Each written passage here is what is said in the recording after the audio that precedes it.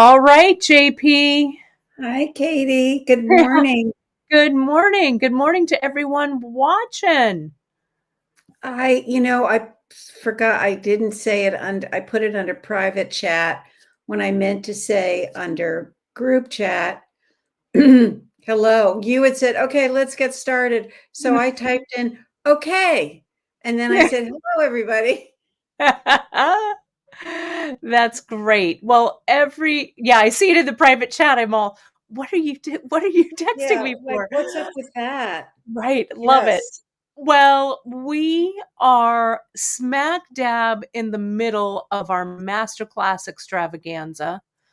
Um, this is episode 3. We're going to be doing strung silk. We have heard, JP, everybody is being so kind in the comments. People love this masterclass series. I love it because I've learned a lot from you. I think you've learned a lot from me. It's been a lot of fun, I think. Yes. Yes.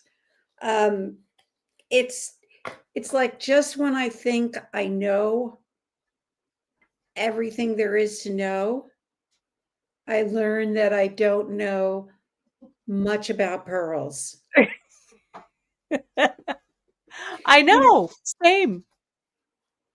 yeah, I mean, one of the most fascinating things that I've recently uh, learned about is that the freshwater pearl industry is really young. It is true. It's like just almost 100 years old. It's not like, oh, we've had freshwater pearls for 5 centuries. We haven't. We've had cultured, we've had South Seas, but freshwater pearls and the farming of them, it's a new industry that's always kind of breaking and then remaking itself and figuring it out, and it's fascinating. Yeah, it's so and the freshwater pearls, we've been working with them for I don't know, as long as Beadshop has been around, but Right. we've really seen kind of the industry grow quite a bit. We've Mhm. seen like shapes come and go. We've Yeah. seen we've seen a lot of interesting things happen in the Right. industry. So um it's really fun to be able to share this with everyone. I am Mhm. going to show this today. We are going to go over this is like one long run-on sentence. I apologize for that, but we're going to do pre-attached silk with the needle, and we're going to talk a little bit about the difference between that and the spooled silk. I'm going to do a step-by-step knotting demo using this silk on the card because it's different. We're going to talk about those differences. And that demo is going to focus on float necklaces. And I'm going to give you some tips so that your float necklaces will always, always be perfect. So that's what we're going on. And of course, we'll talk about how to add those end tips to this type of thread because there's also another great secret about that. So um, let's just jump in with thread, JP. I have Okay. your um your overhead camera, your demo camera right there. And you're going to start off by talking about the two different types of thread. I also wanted to mention um, that the episode notes for episode 2 of our series is up. I've just finished episode 1. Sorry, I'm it's a little busy. So the episode 1 episode notes you'll see, and then the episode 3 this one, and it's just really an outline of what we covered, but it's a really great companion that you can take notes on and stuff like that. I also want to, before we get going any further, I'm going to cover you for just a second, JP. Just Sure. as a reminder, everyone, you can find us all over the web, Facebook at the Bead Table, our wonderful Beadshop group, our Instagram over on beadshop.com. We'd love to see you over there sharing your work and sharing your ideas. It's a great, vibrant community over there. Our Pinterest page, You can find ideas. It would be great. Share those, reshare those pins from our Pinterest page. It helps get the word out. And people actually do find their way back to Beadshop from Pinterest. So we really appreciate that. Hit that like, subscribe, and notification button right here on YouTube. If you're watching us live, hello. If you're watching us on replay, welcome. It's great to have you. And if you have any questions at all, hit us up at info@beadshop.com. Product questions, stuff like that. Some of those questions I forward on to Janice. So you'll hear from Janice. Sometimes you'll hear from me. Sometimes you'll hear from Miranda. But we've got you covered over there at info. So that's the story. I'm sticking to it.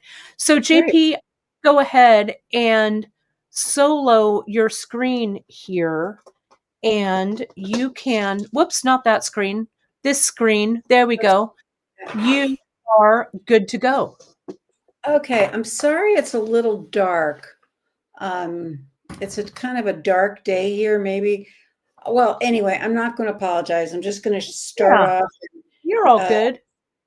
I can't make it any brighter. So I'm first going to just review the spooled silk, which is the old-fashioned way that people have been knotting for as long as I can remember, is doing it on silk. And it's a thread that is not twisted. It's sort of like the running your hand along a silk blouse. It feels very smooth. The fiber is very parallel, and the way this silk is used is it's used double. It's never used for a float. It doesn't have the twist in it or the strength in it to be worn separated, like worn against your skin. I'm going to just show you what this is more of what we're going to be doing today, using the which is also silk, but this is the Griffin silk, and so it's a different kind of thread. It's more like a ceylon. It's more like a cord than it is a thread. But let me put this aside for a minute and let's just go over the sizes of the silk. And if I keep my hand out, they'll pretty much stay in focus. So I had this great idea. I was going to do both of them side by side, but it got too tangled. So I'm going to just take one and I'll show you the one. But first, let's go through silk on the spools, just to bring you back up to date, is the thinnest is like they started originally with like a 0. They wanted to go thinner. They gave us a 0, 0. And then if they want to go really, really thin, they gave us a 0, 0, 0. But basically, and I don't have one to show you, it started with A, B, there's a C, a D, an E, an F. And then they had trouble with the rest of the alphabet. So they went double F, which is even thicker, and then triple F. And as far as I know, that's where it has stopped. So whenever you want to use this particular thread, you're always going to get a needle and you're going to use it doubled. So I'm going to take the E, and I am trying to also look at questions, but if there are any. Yeah, I'm keeping my eye on it. Okay, JP. thank you, Kate. We're good. So I'm going to take the E, which is one of the 2 sizes we carry. We carry E, which is my favorite, and F, which is Kate's favorite. So of course, we're going to, have a spooling brawl on which we like better. Kate loves the size 4 of the Griffin. And let me show you these first. So can you see that? That's a 4. Yeah. And the beauty of this one is it has what's called an extruded needle. And that has the needle directly attached. I'm going to see if I can, there we go. It is literally attached to a thread which has been twisted. Yeah, and So, that's how they make it. They put the yeah. needle in the center and then twist. So here is a size 8. It's not the largest size that is made in the Griffin, but it's the largest size that we carry. It comes on a card, which is in a nice little package like this. So it keeps it clean. It says what size the silk is on the back. It says also what color it is. And it's made by Griffin. It was originally made in Germany. And you know what? It's still made in Germany. Um, Nothing has much changed. It's very affordable for what you get. So this is how it arrives. It The size that are probably the most useful are the 4 and let me get out a 6. These are the two that fit the most in the way of average size pearls. So Mhm. what I did earlier today is I took a 2 and I put a really small pearl on it and knotted it, and it fit fine. So Mhm. you could go as thin as a 2, but you can't use the 2 with like a 6 millimeter pearl. The hole gets just a little bit bigger. Mhm. Proportion doesn't look right.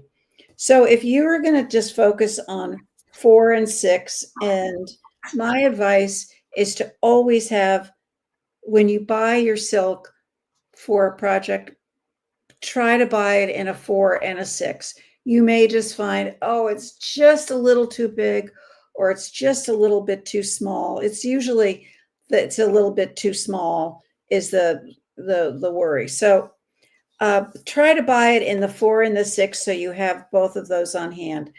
So I'm just And going to, Janice, just real sorry, quick, Tina has a question. The sure. F and the E is like a size 4, and the F is like the size 6.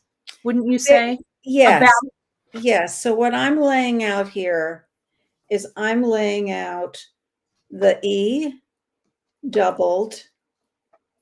I'm laying out the 4. Here is the 6. And then let me get an F doubled. And because the silk on the spool is so smooth, it's not rough at all. It can almost accommodate the same size pearls. But you Mhm. can see that the F, yeah, the F is very close to the 6, Mhm. and the 4 is very close to the E. Yeah. Mhm. Yeah. And that's a great comparison right there, to Mhm. show everybody how those look together. Now, what I'm going to be doing today, and I'll let you finish this little segment, JP, then we're going to go into, I've got some different pearls and stuff here. So we're actually going to start doing some stringing and Mhm. prepping this. So, Okay. what else do you want to add from this? Anything? No, I can do a couple of little bits of knotting, and then we could come back to this, and I can show Mhm. you the knot on all 4 of them with the same Yeah, pearls. sounds Uh, great. but I need a couple minutes to do Yeah. that. So you wanna, Yeah, um, let me go here. Let me do this, and I'm going to highlight this one. Bear with me here. Okay, so let me get my camera first. Let me do that. I was busy helping Janice with her camera. My camera isn't I quite know, I isn't quite know. right. Sorry about that, No everybody. No, matter how many times we do this, Kate, every single time I'm like a new person, like, "How do well, I do this? How do I it's turn okay. this?" You don't do it every week. So, you Uh, know, it's all good. Sometimes if I take time off or whatever and I come back to it, I'm like, wait, now what am I doing? Who are all of you people and why are you here? that's right. So this morning, if you checked your newsletters, this is the final launch of that Tucson Pearl Hoard that I promised you. And this is the last of it. So this, I launched some Keshi pearls, which are these. These are all like, are fairly kind of oddly shaped, which I thought was perfect for what we're going to be doing today. They're also, you can see, drilled, top drilled. Okay, so most of these, like here's the iris blue Keshi, the copper, the silver Keshi is gorgeous. And then I've got these smaller ones here that are very similar to the petite pearls that I launched a couple of weeks ago. We still have a few of the petite pearls left. I was able to get like a whole big bunch of the ones we have available still. So we still have some of these. This is the bronze, the small ones, which are great. And then these are the top drilled that we just launched. And this is the Keshi that we just launched. These prices, when Janice looked at the prices this morning, she was like, what now? We got such an amazing deal from our pearl vendor that I really, in all consciousness, I had to pass that deal on to you folks. So the pricing here is definitely special because we got such a wonderful Tucson deal on these. So please take advantage of it if you're into it, because once these pearls are gone, no more. Or at least of this color and stuff. I hope to do some pearl restocking in the next few months, but this is going to be it for a little while. So this is a good question that Lynn has here, Janice. The needle attached Griffin nylon cord. So Griffin, what I'm going to use here, this is the silk. Griffin also makes a nylon with needle. Exactly. Yes. And we love that too. We used to carry it, I think, back in the day in our brick and mortar. We just haven't really added it because we use so much of the Ceylon products. But it's really great for floats if you don't want to use the silk. You can Google it. You can find it out there. I think it's a great material to use. If we ever add anything, maybe we would add some of that, the silk or the nylon on the needle. But yeah, and let me just add, I think it's also usable in like 6, 8, 10, and even 12 in the nylon. If you wanted to do just stringing with no knots, it's a nice cord for that. It is. It definitely is. It's more expensive than the Ceylon for the same use. I mean, you're getting a needle extruded. You can also use it for knotting, and the sizes are the same. They're comparable. Yeah, the sizes are the same. And I really like, so we got a question that was emailed to us this week, and it was somebody who was asking what, they were looking at the gemstone floats, and they wanted to know what thread to use. And so I was talking about the differences like you were talking about with the silk and the silk on the spool. The natural silk here, the silk that's on the needle, it's actually 2 strands. So it would be like 2 strands of the silk thread that are twisted together to form this single strand. So this is actually a 2-ply thread. And you'll see when I do the closures and when I do the endings, how handy that it really comes in handy.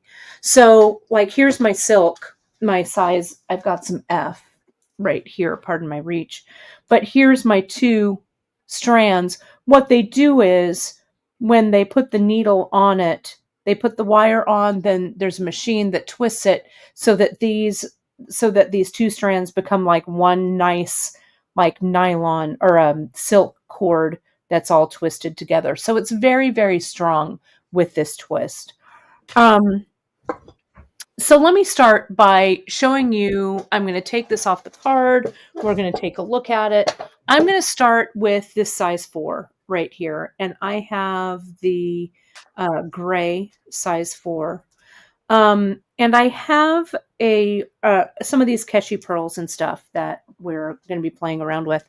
So let me open this up. This is 2 meters of thread right here.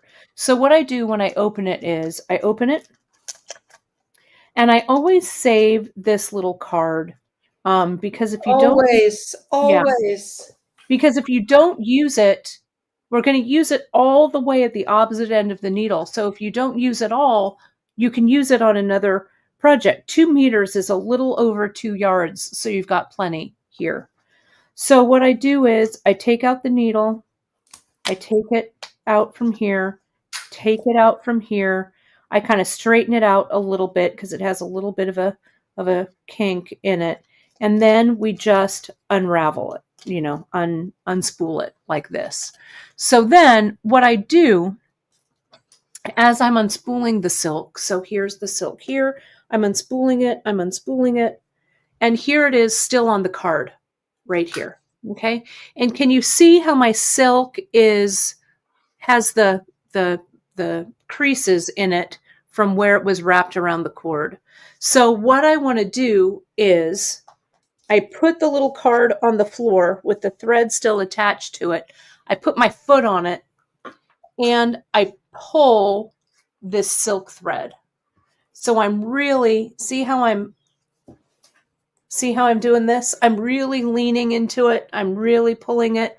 And see what I've done here is we've pulled that little bend out of it, mostly. But it's really super strong. Okay, so there we go. So now I take it back up and it's all ready to go. Now, Karen has a question about how many times can you go through the pearls with the 2-ply. Karen, it really just depends on the sizes of the beads versus the size of the thread that you're using. If you watch episode 1, we talk about the different thread sizes, how to double, all of that. So go back and look at episode 1, and that'll answer a lot of your thread size questions.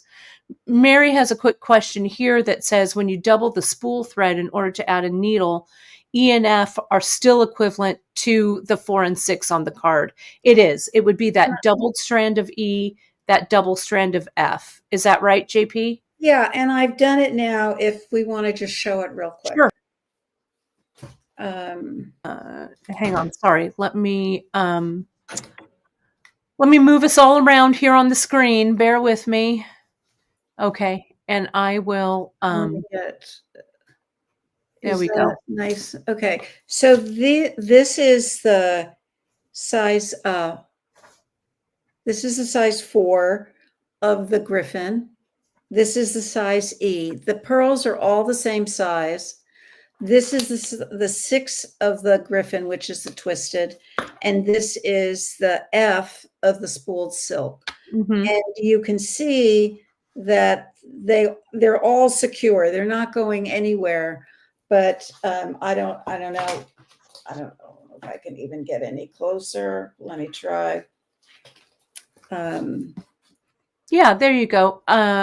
Yeah, we can see that this this knot is very similar in size and smaller. Mm-hmm. And then we come over to the Kate knot, the Kate size, where she likes a larger knot.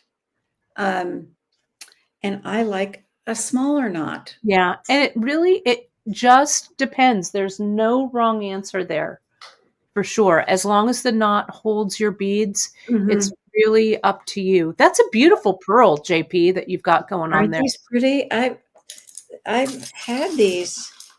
Oh. They're not expensive pearls, but I've had them for a while, and they're, they just have a nice peachy, that white color. Gorgeous. Yeah. So this is also a bit of a lesson in that the pearl size hole is very similar, that pearls are one of the only beads made where the size of the hole is really consistent throughout the industry on freshwater pearls. they get smaller with cultured and South Sea, because who wants to see part of your really expensive pearl on the floor of the factory? So Right. they give you a minute hole. Yeah, Like like these. So a couple of Tucsons ago, when I was feeling particularly flush, and we bought the pearls for, and we'll get some more of these. Our vendor does have them, but these are the Tahitian. I bought myself a strand of Tahitian because I've always wanted them, but I had to string them on, and they need a restringing, but I had to restring them on the E because the holes were definitely smaller. I mean, you can see these are 10 to 12 millimeter here. But the hole was definitely smaller because, yeah, these Tahitian pearls in their natural state, they're pretty dear. So, Mhm. yeah, this is like the fanciest thing I own, I think. I love it so much. Um, okay, so let me show you this. So thank you, JP. That was a great comparison to see all of those. So what I do is I'm going to start here on the end. The needle is on the opposite end over here. Let me get that needle. Where is it? Right here. Okay. And here's my end.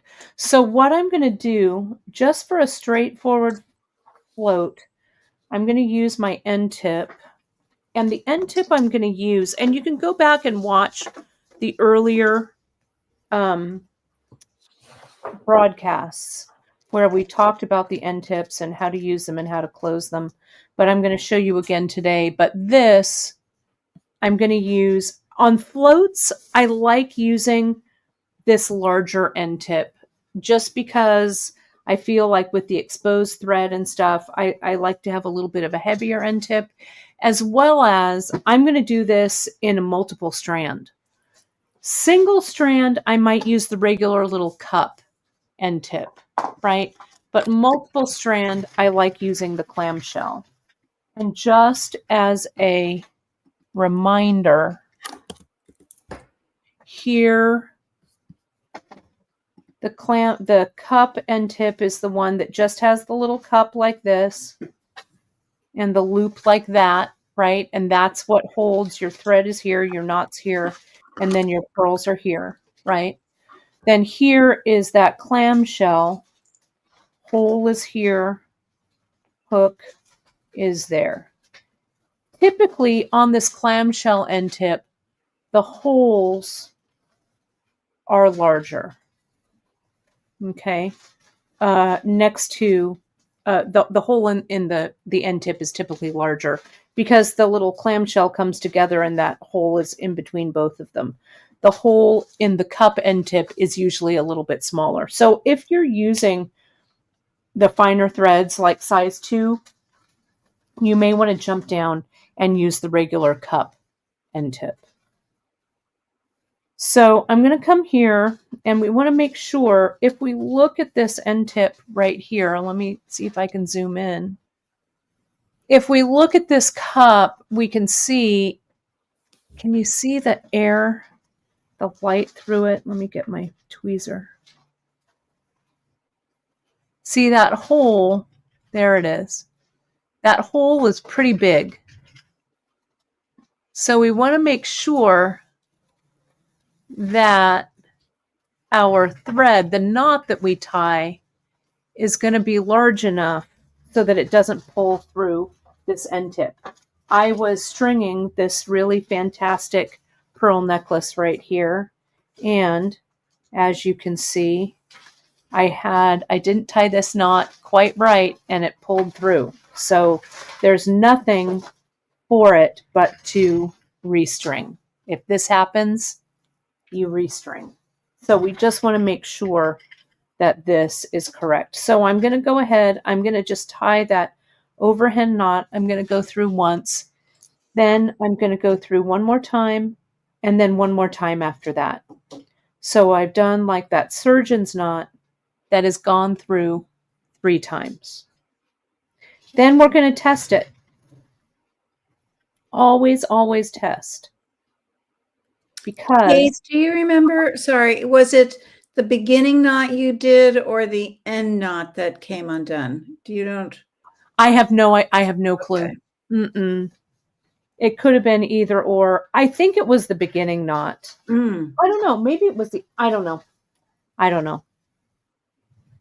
But it, if you don't, you have to check it. Mm-hmm. You have to check it. Yeah. And see here, see how I'm holding that end tip? I'm pulling this. This is not going to come through. Yeah. Okay. So for a float necklace, now there are all kinds of things that you can use to help you measure. I just need a little, Miranda, will you get me, I just need a piece of white paper and some scissors, please. Sorry about that. For our very first pearl that's on our float, we're going to push our pearl all the way up against that end tip. I like to start it that way. You can have a little bit of thread first. Perf, thank you so much.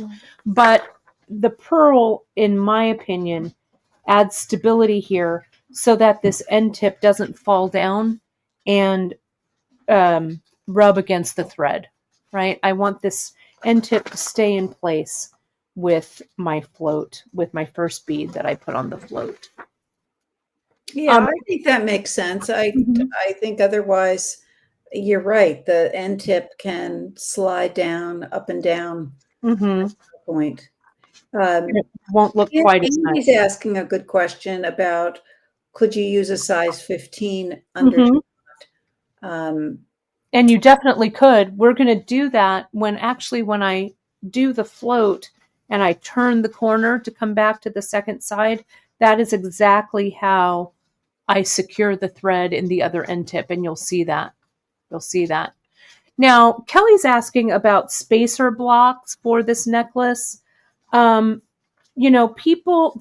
a lot of things out on the market that help you space your floats. I've seen that people they get a little drink stirrer and they cut it and then they slide up they open up the side of it and they put that little straw on so that then when you tie the knot, you tie it up to the straw, then you take the straw out, do your next one, and so on.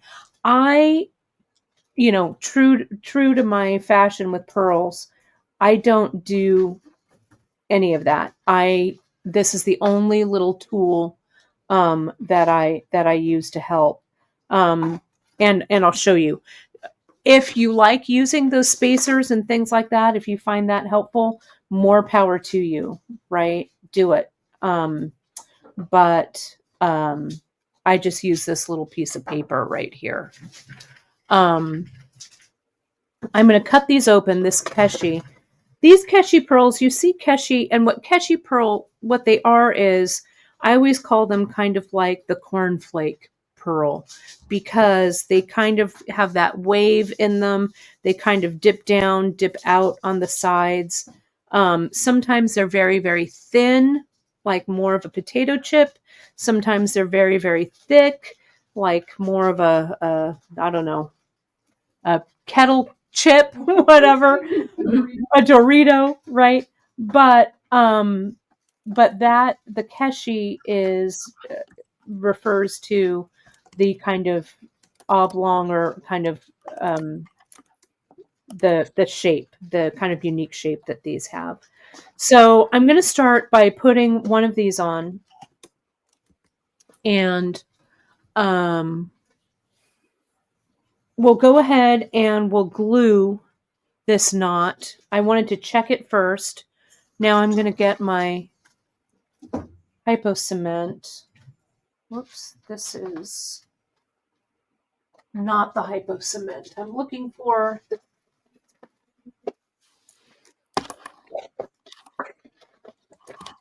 I can still use it with a.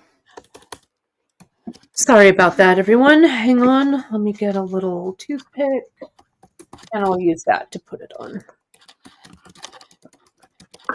once in a while, I've only had this happen a couple of times. I'll show you what's going on with my GS. The little tip came out of it. So what I do is I keep the lid on it, and I'll just put it a little bit on a toothpick or something. Put the lid back on so I don't have to throw that tube away. It's only happened to me maybe one other time in the 30 years I've been using this glue, but for some reason it came out. So see how I'm adding that GS onto this right here? And I'm going to go ahead and I'll slide that up. Okay. So now that's ready to go.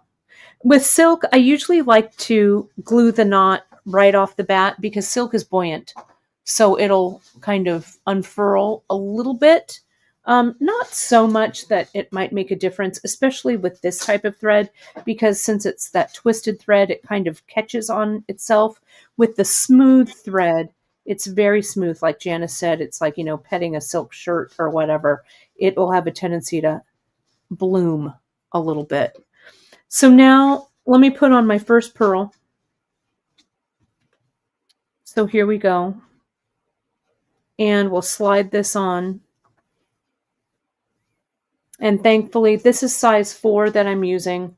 I just knew from experience that that's the size that I needed for this. Now, what I'm going to do is I'm going to tie my first knot. I'm just going to do like we did last week, or last month rather. We make our loop and we put that loop down just there, right? This is the type of thread that it's really helpful to use these tweezers, right? I'll come in, I'll put the leg of the interior leg of the tweezer, or the right hand leg of the tweezer, on the inside of the knot, the left hand leg on the outside. I'll kind of push them into my beading surface, hold it open just enough so I can slide that knot right up to the tine of my tweezer. Let me see if I can zoom in just a hair for you so you can see that.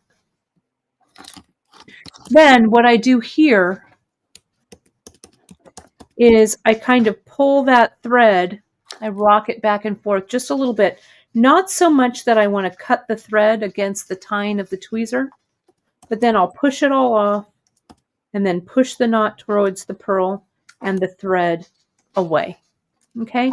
Now the thing with floats, folks, is don't worry so much. If you've got a little space there between the knot and the pearl, it's not the end of the world, right?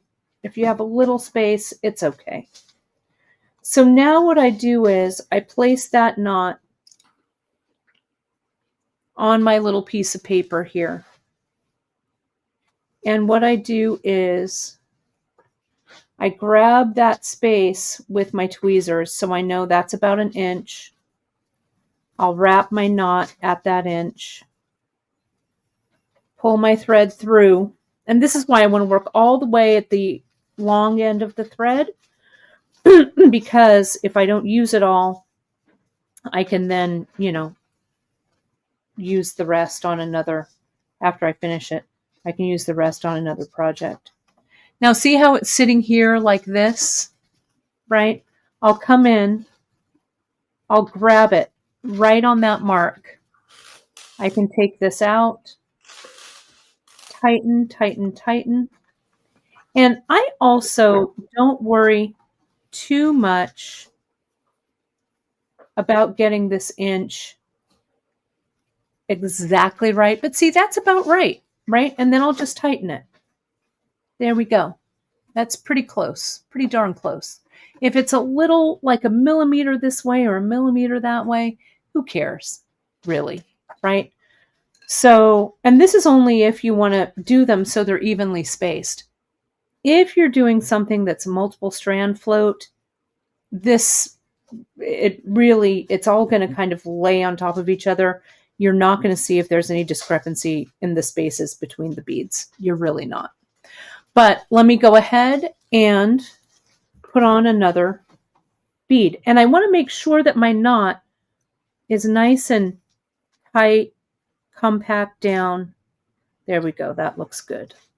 And Kate, if you take your next pearl and push it down on the knot, Mm-hmm. that also helps. Right. I want to add that I like my spacing.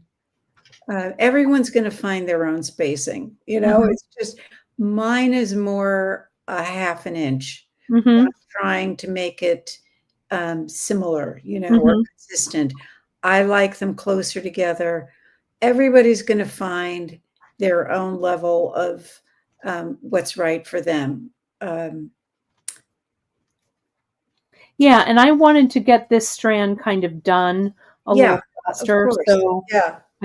but when I come back and put another bead in between, you can do that half inch or Right. whatever. Right. Now, a lot of times I'll just do this. I will have established my length right here. I'll come in, I'll eyeball it, and I go, you know what? These two lengths are about right. I'll grab it there. I'll put it there. And if I keep holding my thumbnail there, sometimes I won't even use the tweezers. And I'll come in and I'll say, okay, that looks about right. Mhm. So then I'll just add my next one. Again, especially if this is a multiple strand, right? So here's another one.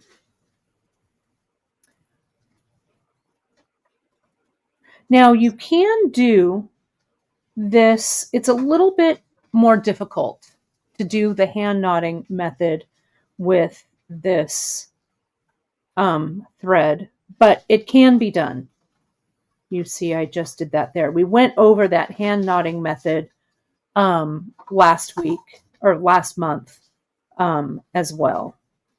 But using these tweezers, now you could also use an awl. Let me get my little thing there. Here's my awl. I think it's in one of these cups.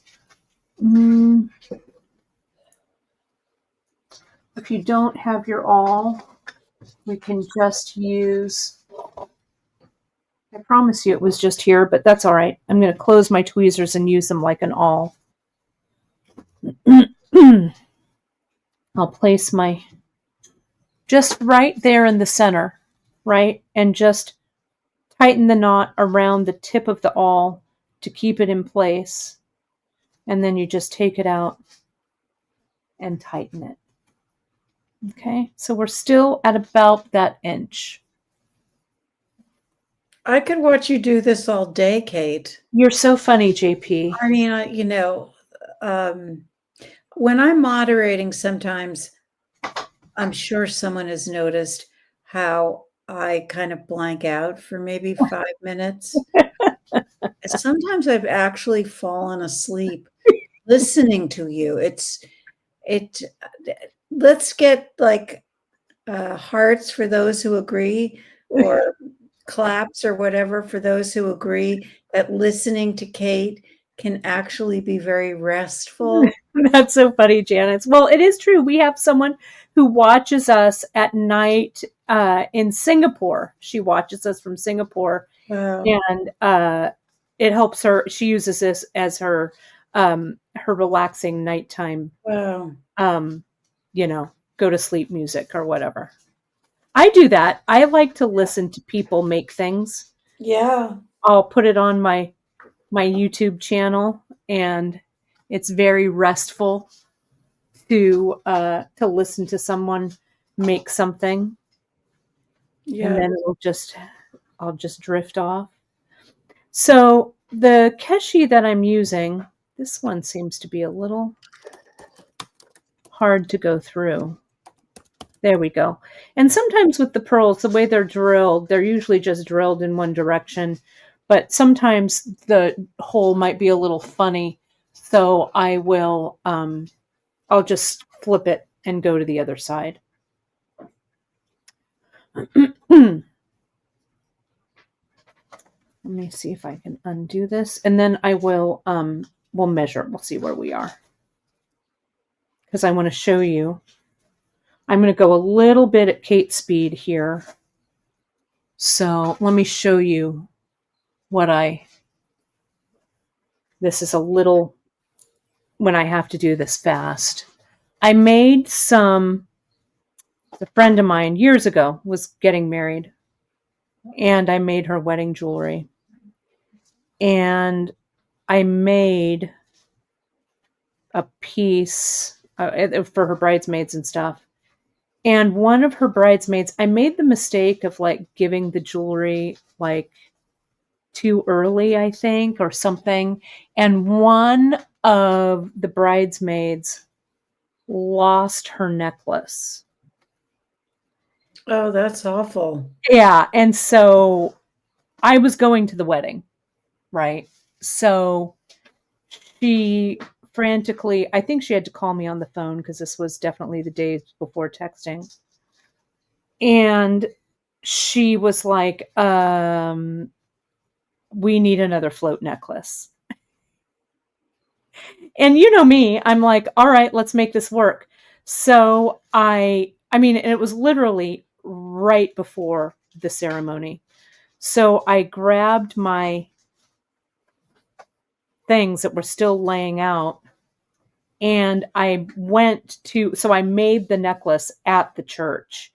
And what I think I did was, I don't know if I had the clasp, but I tied it around her neck. But it at least looked. So I did it kind of like what I'm doing here. I strung all the beads on. Whenever I do this, I think about this. I think about that wedding. How I had to knot a really fast pearl float and tie it in the back.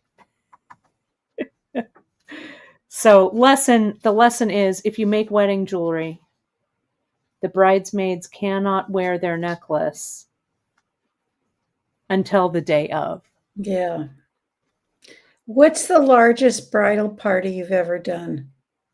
I think that one was 8. That might have been the biggest one. Though I did do, and I only do bridal jewelry. I'll tell you, we could all hang our shingle out and do bridal jewelry and make a mint, making little pieces like this, really kind of fun, small pieces like this, and they would all sell. I mean, we could have stores one next to the other, and they would, I think bridal jewelry and bridal accoutrement is still very much in demand. So I would only make bridal jewelry if I knew you really well. Mm-hmm. I wouldn't do it on commission because, sometimes brides can be a nightmare. Though you, Janice, for one of my weddings, made me, I still have the bridal jewelry that you made me. Yeah. For one of your weddings. Yeah, for one of my weddings way back in the day. Yeah. But it's so fun to make it. It's so personalized to make it for someone. So my hairdresser, she was kind of high maintenance. It's not a current hairdresser that I have. But she was a little high maintenance, and she, I think, had 12 bridesmaids. Mm. And so I made her wedding jewelry, but it was really super simple. She wanted just something that was very, very like one thing on a little chain thing. So it wasn't like strung, but but once the word gets out that you do really great bridal jewelry, word of mouth, really, because people would always ask, and Janice, when we had our brick and mortar, we would always have a bride. There'd always be someone. Yes, there always being someone ready to, oh, I want to make my jewelry, or will you make the jewelry? Mm-hmm. So you've made a lot of bridal jewelry in your time as well, right? I have. I've done a lot of gem floats. Yes. Gems and pearls. Those are really my favorite. And the largest bridal party I had was 13 bridesmaids. And the maid of honor and the mother of the bride and the mother of the groom. And it ended up, and they wanted only the finest, Yeah. only the best. And it ended up to being so much money that the groom decided to trade with me. And he was a plastic surgeon. I remember you got your eyes done. I got my eyes done, yes, in exchange for bridal jewelry. I remember Yes, that. yes. That's right. It's held up to this day. Yep, yes, sirree. So good, Janet. Yeah, I I also forgot wanted about a few other things done, but it was, nope, just the eyes. I said, okay. Oh, so funny. But it That was, was, I remember that. Well, we would do, and I'll show you, and we're going to, before we sign off today, there's a couple of places in our Beadshop archives that I want to make sure that all of you see, because we have a lot of our bridal, our handouts that we would use for the bridal jewelry and stuff. I think I can link to that stuff now. Yeah. I go to the archive projects and go back to pearl knotting. Mhm. Yeah, and they're there. They're with it's the gem float. We've Yes. got a lot of really great stuff. So There's, here is, now you can see, now this is just kind of a tester. I've done this one here with the pearl in the center, and you can see, and I just kind of eyeballed this. Not too bad. Here, I'm a little off here, and I get a little more off as it goes along, but when it's around your neck like this, you can't really tell at all, right? So I'm going to now finish this off. I want to show you how we close this. I'm also going to show you how I turn the corner to do a multiple strand. Okay. So I'm going to let me take this stuff off here. Let me see if I can, because we're going to measure. I could get um, my tape measure, but I'm just going to kind of do this like this so I know. So here's my strand. Okay. So here's my piece. I think I actually need to make this just a little bit longer if it would fit for me. So the clasp is going to go here. I'm going to go to about right here. Let's see. I've got a little bit more. So I think I need about 2 more pearls. Okay. So let me just tie this real quick. Are you going to make it adjustable? I am going to do adjustable as well, because floats, especially for bridal or a float, I like the way a float looks adjustable, right? I think it's a nice closure for it, and I've got the things here for it. Let's do this. Let's check it again. Okay. The keshi I am working with, Kim, these are the blue iris that I'm working with.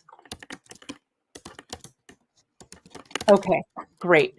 So I need one more. So let me go back to here. So here's my last one. Okay. So I'm going to tie my finishing knot here. And this here.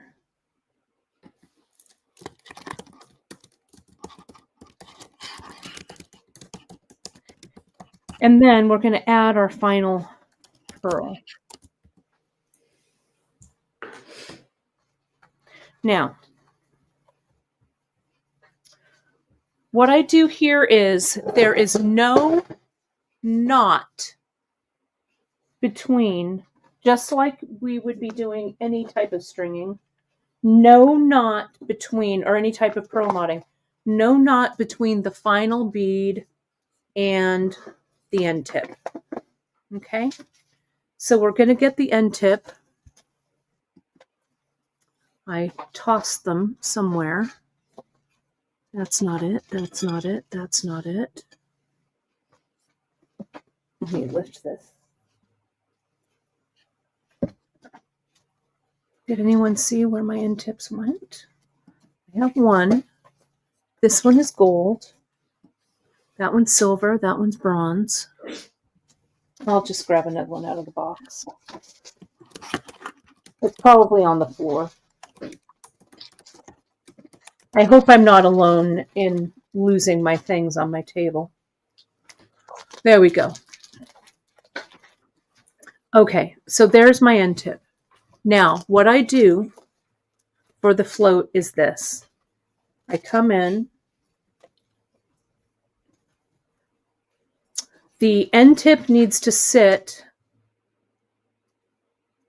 like this, right? With the hook facing away. So I put my end tip in, no knot. End tip.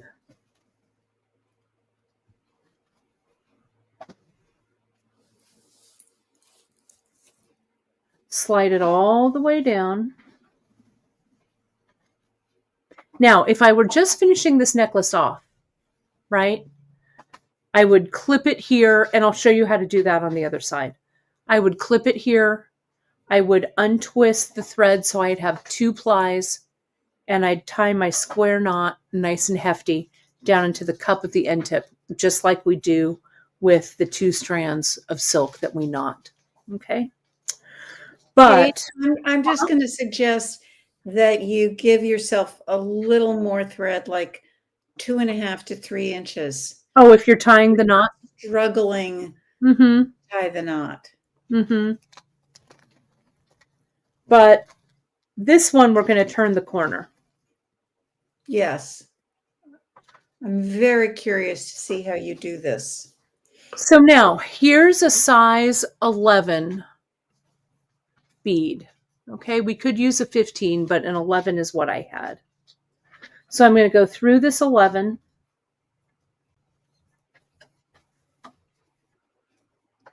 I'm going to go through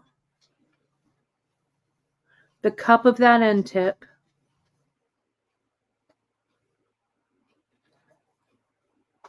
I'm going to hold on to that 11 and I'm going to slide it. And I'll show you. Can you see how that size 11 is sitting and preventing the thread from pulling through in the cup? It's hard to see. I should have used a color, not one that blended in. But can you see? Let me see if I can pull it out again. I think we can see it. Can you? Okay. I mean, I think we understand it. Yeah. So see, there's the little 11, and you just pull it so that the end tip is nice and snug up against that bead. Okay. Now, if you're using a another bead, like, it's important to probably test that. If it's not a 15 or 11 and you go, oh, I'm going to use a 3mm fire polish, or you have a different end tip, you just want to double check. Yeah, you want to test it. Parts of the circle, the cup will close. Mm-hmm. And if you were using a traditional end tip, you could do the very same thing. You would. Sides wouldn't close, but the smaller the bead that is secure, the better, right? Correct. And it'll look really nice. Mm-hmm. You'll hardly be able to see it. So now what I do with the second strand, remember how I talked about we want that pearl up next to the end tip there. I come in and I'm going to actually give myself space because I don't want these 2 pearls to sit up next to each other. And I'm going to kind of go like this, and I say, okay, this is about where I want that pearl to be. And this is about a 1/2 inch from the end tip. And of course, I have gotten that around those pearls.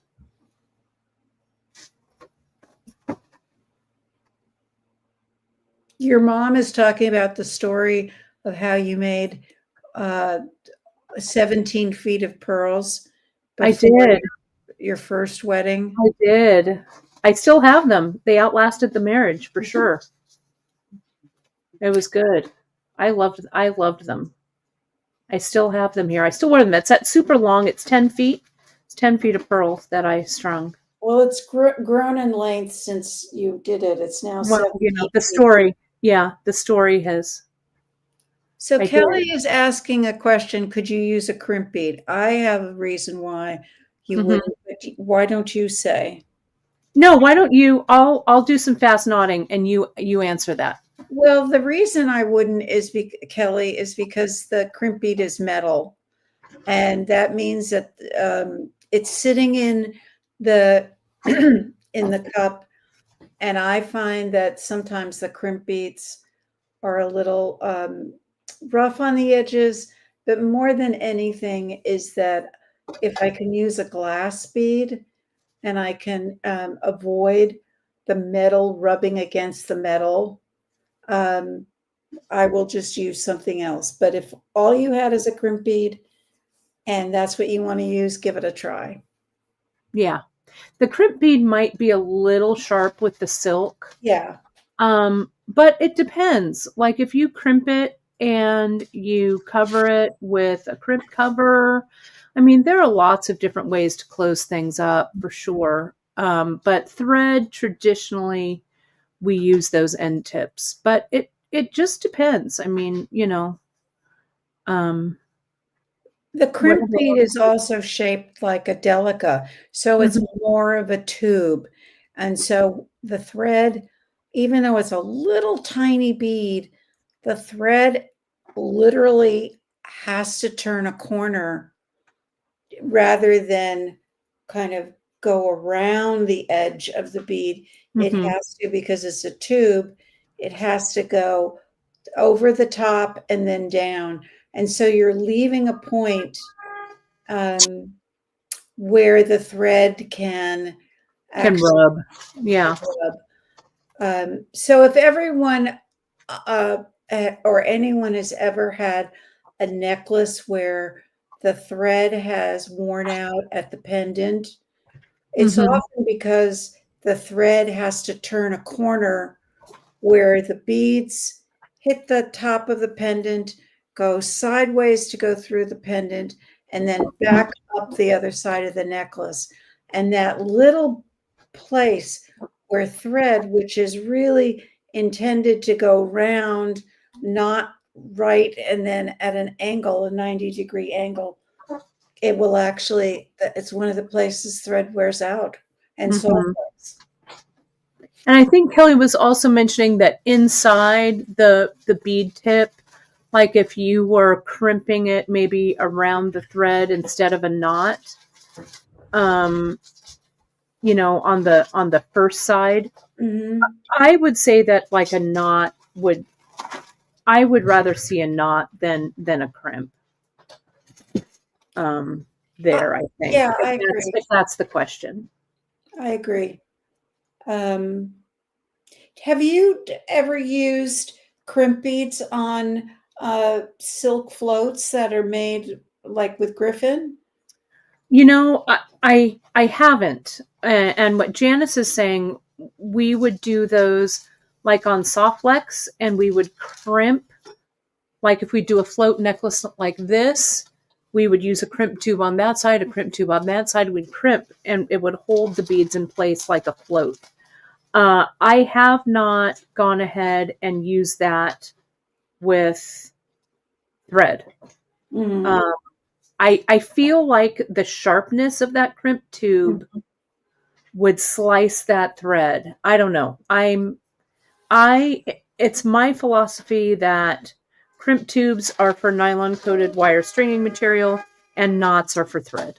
Mhm. I posted, and I'll do the link again. I posted a project with garnet gems that was afloat where we didn't do any knots at all. We just went through, we used, um, You did a loop like that? yeah, you go through and go back through again. And Mm-hmm. I want to say that we used Did you use the illusion cord? touch. We used Oh, the salt. soft touch. Yeah. Yes, yes, yes. Um, it's more graceful than fishing line. Mm-hmm. here's the link to it. It's called Floating Spaces. Yeah, it's a great project. We would do a lot of pearl floats back in the day, Oh my goodness, for yes. sure. So many. Um, they've always been popular. We have our handouts for the original tin cup necklace that we did. So there's a lot going on. Let me post that. Why didn't I post that? Yeah, yeah. Why didn't I post that? I remember when that movie came out. I Hmm. was just like, Thank you, Renee Russo. yes. So see how these are all kind of they're I'm starting to make them match up, so I need to make sure that they kind of are offset. But with a float, it makes no difference, really. Let me put a few more of these on and I'll show you. So the rest of, let's see, I just want to look really quick. Float necklaces, adding in tips. Okay, so we're covering everything. I just want to make sure that I was right on with that. How many more do I need on here? 2, 3, 4, 5, 6, 7, 8. I need about 8 more beads. So let me do this fast. So here's 4. We'll put those on. Yeah, these Keshi pearls are nice. I really also like the silver Keshi. And I also had gotten myself some size 2 thread out because you know what I thought you could use to make a really great float is this Gatsby mix.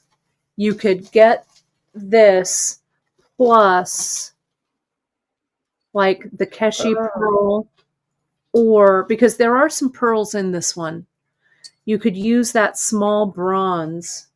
It would also look great with this cornelian color like that. And this, they're the small beads. So you could use the size 2, the size 2 silk. And you could really do like multiple strands of this on a float. I think that would look so pretty. Because I like mixing seed beads and spacers and stuff when I do a float. Will the size 2 work with are those size 8 CDs? Yeah, it'll work with these. This is a smaller pearl. You would have to use like the size 2, some of these, the size 6s and the cubes in here, you would have to butt a size 11 up next to them, right? So that the knot wouldn't jump over. But so you'd put the larger hold beads in the center and then smaller hold beads around the outside of that grouping, if that makes sense. I also have some nice, our briolets really look nice with this. I tried to get them up for you folks today, but again, not enough hours in the day. But later on this week, stay tuned to your newsletters because we received for Beadshop Studio some really nice, tiny briolets, really nice gemstones. There's some London blue topaz. There's some blue sapphire. They're really gorgeous. And I've done them in little groupings.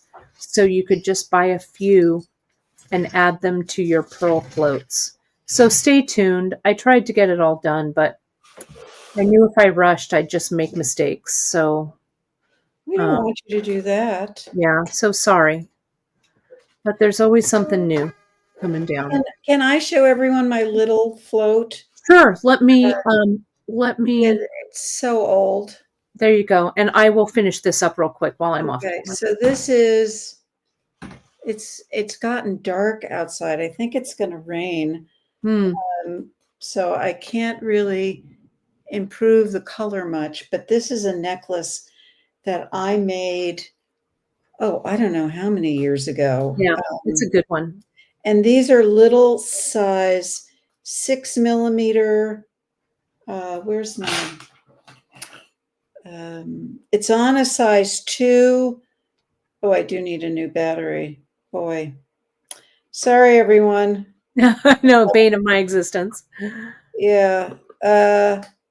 These are like 5mm rounds, Mm-hmm. and the little briolets are size 6mm. And are some of those the ones that you're putting up, Kate? This Yeah, small? they're small. Yeah, they're Oh, yeah. small. 6, 4. They're just Yeah. gorgeous, gorgeous. Yeah. They're from one of our Tucson vendors, and we received some really beautiful stones. There aren't a lot of things, right? So, there aren't a lot of the individual lots. But I thought rather than selling them by the strand, I would break them down so you can buy them in like 4 and 6 Yeah. piece lots, as Yeah. well as some of them you'll just buy singly. Like we've got some sapphire drops that are just Mhm. gorgeous, and we're selling those by the piece. So those will be in Beadshop Studio, and you'll see those hopefully around the end of the week. Okay. And I pretty much think size 4 Griffin will fit on this. Will fit on these. Yeah, it would be size Will 4, size you 2, but I check? think what's that, JP? I'm sorry. Will you check when you post them and Yeah. list, Mhm. or I can help you list what Yeah, size Griffin I'll works check with them. them? Mhm. Okay. All right. I just have 2 more here. Okay. Let me get back to this. Thank you for sharing that, Janice. Oh, you're welcome. So Love this here, necklace. yeah, it's Goes so with good. everything. So here is the last couple. So there's this one. And again, I'm not taking the time to really measure, but we'll take a look in kind of this eyeball kind of thing, what I did. This, though, would be very pretty to mix with some seed beads. You could do a little seed bead on either side. You could kind of stash dive. Okay, so see here, take a look. I kind of lost the knot a little bit. So instead of trying to push it down and tightening it too soon, I'm going to stop, get my tweezer in that open knot, and push it down where it belongs. Okay. I think that people have a tendency when they mistie a knot that they think, oh, I'm just going to tighten it and maybe it'll move to where it should. It 9 times out of 10, it won't move where it should. So just stop while the knot is still loose, get your knotting tweezer in there and move the knot or untie it and then retie it where it needs to go. Okay. So here, tell Pat I love her note. Oh, and Miranda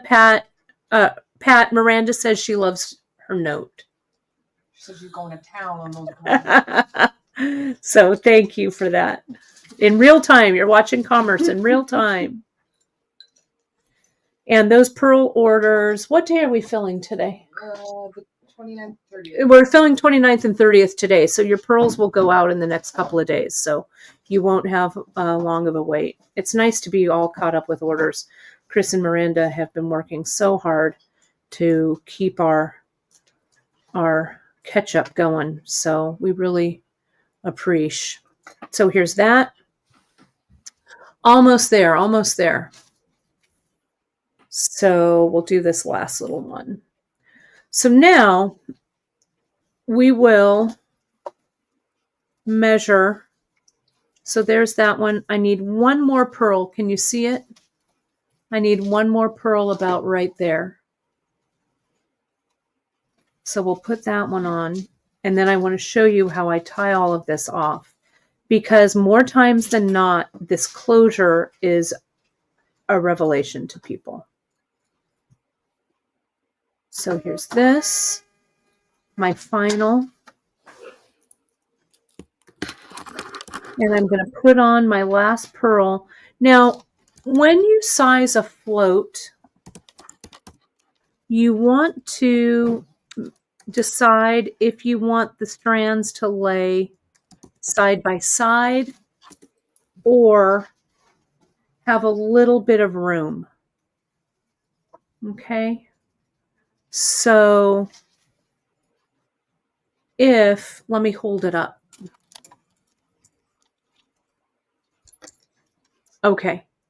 So here's my float, and see how they're really laying like one on top of the other here.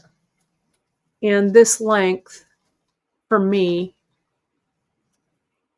is going to be about right. Can you see that there, that length? Mm-hmm. And I'm also going to put a little chain adjuster on the back of this as well.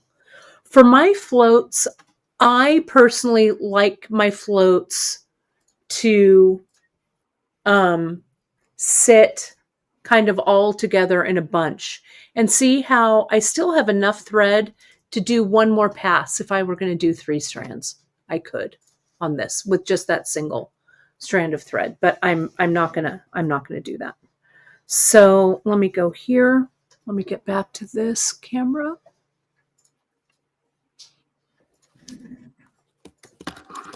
And because when they lay one on top of the other, the spacing doesn't matter in the least, right? In the least.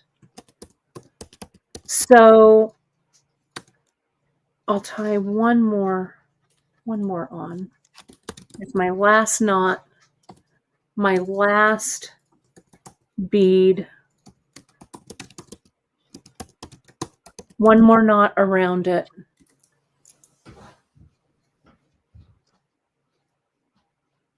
And tighten. Okay, so now what I do is I lay my necklace out so it's laying one against the other like this. Okay, and now I get my end tip and I kind of push this pearl out of the way and I go through, up through the hole in that end tip. There's my needle. Let me go down. Okay, like that. And pull it through. Okay, then I check it again. I'll hold it up and I'll make sure that everything is sitting nicely. And can you see these ends? I'll get my hands out of the way and let me move the camera so you can see what this looks like. It's a good time for a screenshot. Let me fix this. Zoom out just a bit. There we go. So can you see how it's kind of laying one on top of the other? The spacing is fine. I think, though, if I were making this in real jewelry time and not demo time, I would come back in. I've got enough pearls to do it. One strand would make a 3-strand float. So see how I'd have enough to come back through. Okay. It's beautiful. It's very pretty, I think. Yeah. You'd still have plenty of thread left over. So again, so Carolyn's asking, so Carolyn, if you're going to do a multi-strand 17-incher, and this is probably about 17, this makes about three wraps, 3 strands. I'm also going to do a little closure on the end where we are going to do a where it adjusts. Okay, I'm going to put a little bit of chain like that. So 1 pack for about a 3-strand necklace. If you're going to be doing the float, that's when I'd use the Griffin. If you're going to be doing just the regular knotted pearls like this, I'd use the spool, right? That's really 9 times out of 10. I use this just for floats and the spool just for knotting this way. But sometimes I don't. In a pinch, or if it's all I have or whatever, I'll go ahead and I'll use this thread for knotting one against the other, right? So that'll work. The knotting tool, and we talked about that, Twyla, at the first, during the first broadcast, the Pearl Knotting Masterclass. There is a tool that's out there. Several different companies make it. It's like, it helps you get the knot into place. What I've found with the knotting tool is that it never quite gets the knot up into place, right? Not quite in the right spot. So I don't use it. Some people swear by it, but it's not really something that I work with. Maureen, this is a great question as well. Chinese knotting cord, 100% you could do this with CKC, especially if you're doing it with beads that have larger holes. Pearls, the 0.4 millimeter, might be a little small. The holes in the pearls might be a little small for that. But let's say that you're doing a float with glass or semi-precious maybe that has larger holes in it. 100%. 0.4 Chinese knotting cord, 0.5 you would just test. But the CKC looks beautiful done like this. Don't you think so, Janice? You wouldn't double it. You'd use it single. I'd use it single and I'd just do the same thing like this. And I'd stiff it. Glue end. Yeah, I'd make a glue end. Mm-hmm. Okay. And it fits. The size 4 fits. Well, it depends. It wouldn't fit with this pearl. Okay, that's what you said. Okay. Yeah, it would fit with, like, say, a 4 millimeter fire polish or yes. something else. You know, for sure. Exactly. I'm checking to see, and yeah, I'm using the size 4 in gray, and I'm using the iris keshi, but any of the keshi, the silver keshi, beautiful. Any of the pearls, something in your stash, whatever. But it's really, really fun to do a float. So let me show you how I'd finish this off. And yes, one end tip. This was another question. One end tip for the double strand. I'd also use just one end tip for the triple strand. And what I would do in that case, instead of an 11-aught in the cup of the end tip, I would definitely use a 15 so I could get 2 of them in there. That makes sense. Okay. Sorry, I'm untangling this because I picked it up and it immediately tangled. So here's this, right? So I've come out. This one has the 11. I would come back through and finish it off. I'd put the 15. I'd actually put an 11. I'd put a 15 on this side because the knot would kind of be in the way, right? I could probably get an 11, but a 15 might be a better choice. I'd come back around and I would actually tie my knot on this side because the third strand would come around and finish on that side. Okay.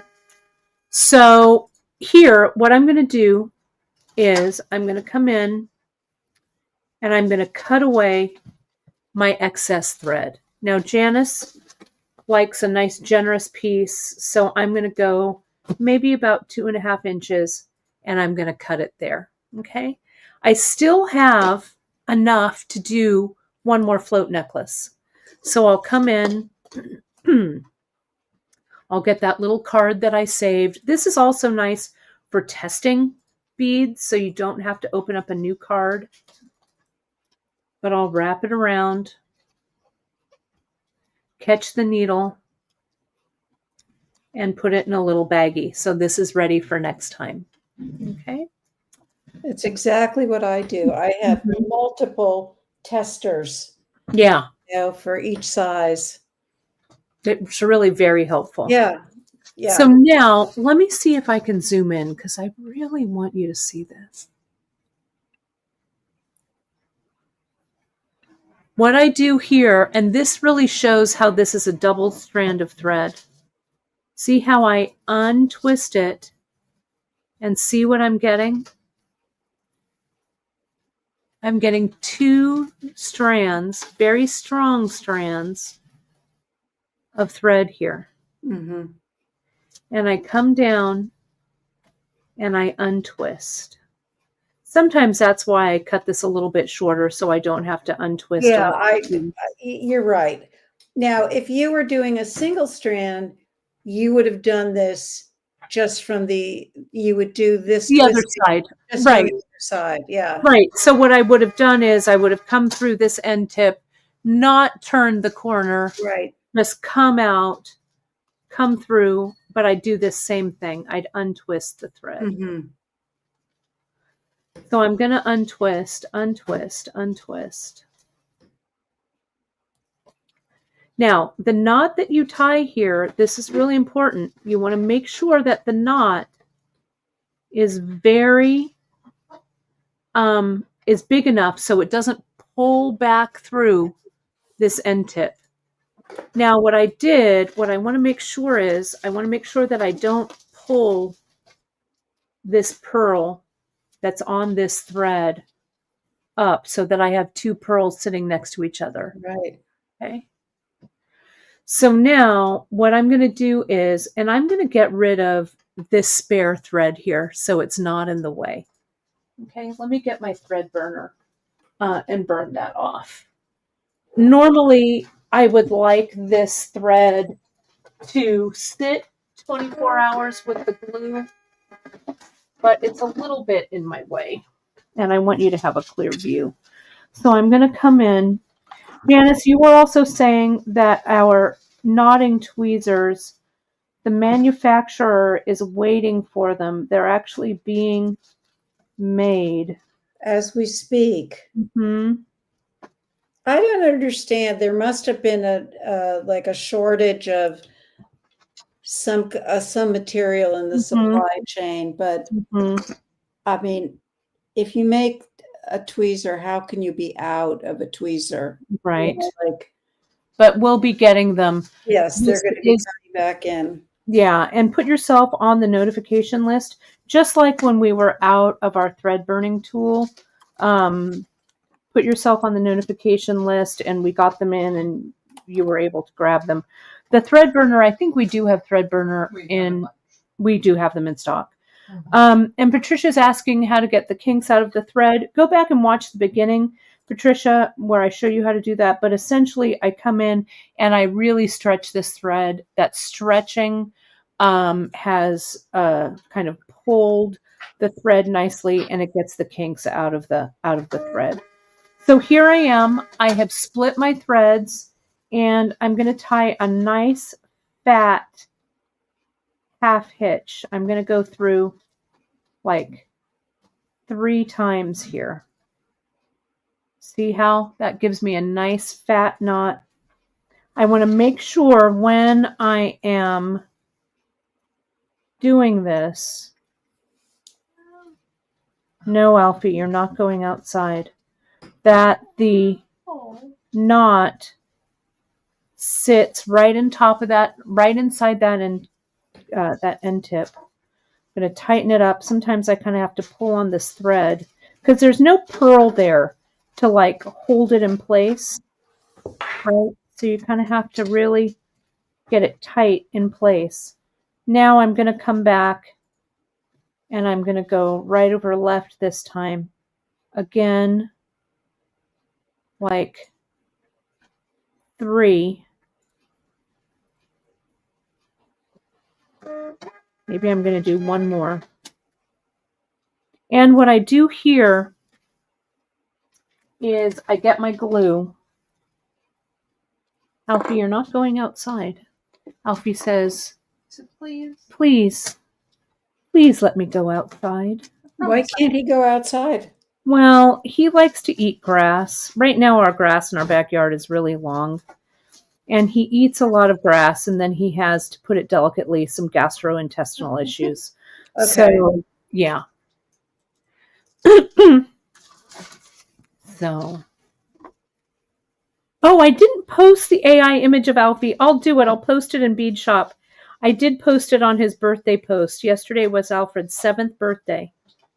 Oh, wow. Happy birthday, Alfie. He had bacon. He did. He had a little piece of bacon and he had 2 cat churros. 2 of the churro licky treats. So there we go. See And that? Snugs. How that's right in there. I can kind of pull it out a little bit to make sure that it's nice and tight. And then it'll sit nicely back into the cup of the end tip. Okay, just there. And I'll let that dry. But now to get the clasp on, what I'm going to do, really easy, is you can decide which side.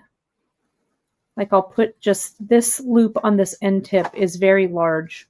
So I'm going to use this little swivel clasp. Yeah, cat churros. Alfred loves them. He knows the word. He knows that I just said churro. So he was looking at me expectantly. So I'm just going to close this. See how, and I'll show you, I'll close the other side all the way. But see how that loop gives me a nice, a nice large loop there, so there's movement. If this loop on the clasp was small, I would use a jump ring in between so it had movement. That's so important. If there's no movement here, this clasp is going to pull out. Okay. So now on this side, I'm going to come in with my chain, and I'll cut this off in a second.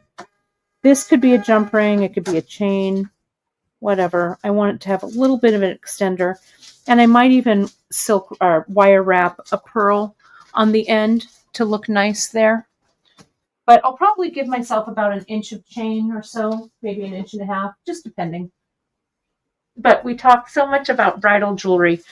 Having an adjustable end on bridal jewelry is great. So I'm going to come in on this side. I'm going to close this up, this end, like so, around. See, so that little tip is just inside the cup of the end tip. And I'll come in. I'll squeeze very gently those clamshells closed so they come together like that. See that there? And the loop, Kate, of the end of the end tip, it's sort of just tucked inside the 2 cups. Correct. So Just that when you close those, it kind of snaps into place, sort of. Correct. It just kind of, when it closes, it just closes so easily. Yeah. Okay. So now I'm going to do, I don't know, maybe about this much. So I've got a little bit, maybe a little bit more. I can always cut a little bit off. And then I'll wire wrap a pearl on the end. But let me... 2 inches is always, seems to me, too much. Yeah. About 1.5 inches, I think. Yeah. Yeah. Most of the right. pre-made extensions are 2 inches. And I'm always going, it's just too much. It's too long. Yeah, too long. Yeah. And so then I'll just come in while we're chatting about it. I'll put this up. There we go. It's all there. Let me get a quick bit of, if I can find some wire here. Any other questions, Janice, that you see that people need answering? I don't know. We can turn my board off. We don't need that. Oh yeah, I'll take that out. A churro. Deborah says churro is like kitty crack. It is. A lot of people are saying happy birthday to Alfie. Here's that. I'll do this real quick.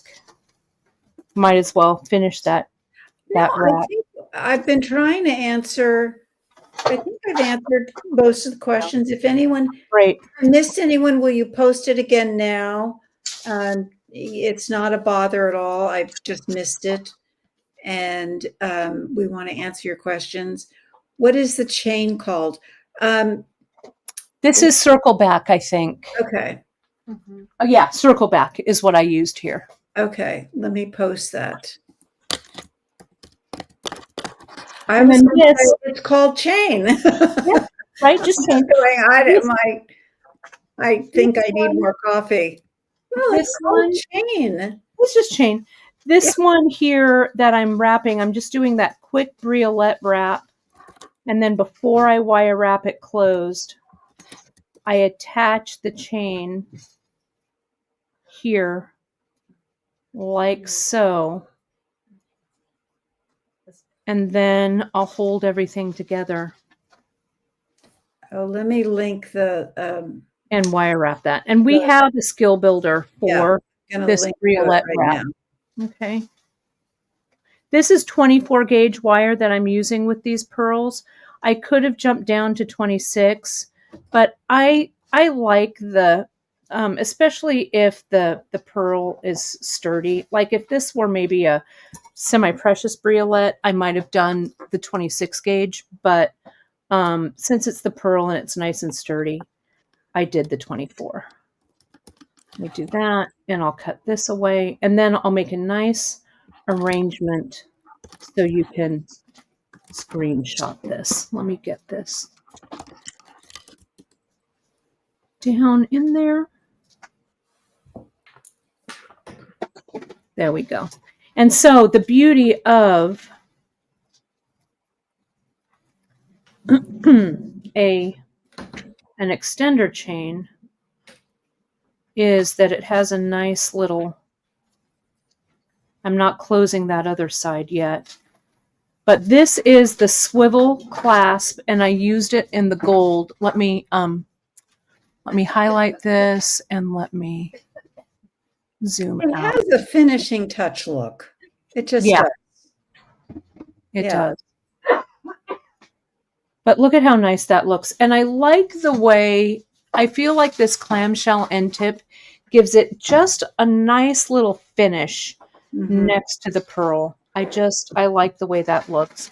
If you don't want like this pearl to sit up next to the end tip, you could leave a little bit of space there, but I kind of like the way that this looks. I feel like it gives it a nice finished look. But there it is. That's all there is to it, my friends. Very pretty. Pretty simple to do. Very pretty. So that's it, Janice, Yeah. for episode 3. Yes, Catherine. Yes, Janice. We will be back in May. We've got 2 more episodes coming. Mhm. And so our next one, mark your calendars for Wednesday, May 7th. Okay? If you go on the website, you'll see, and I'll link it in tomorrow's newsletter.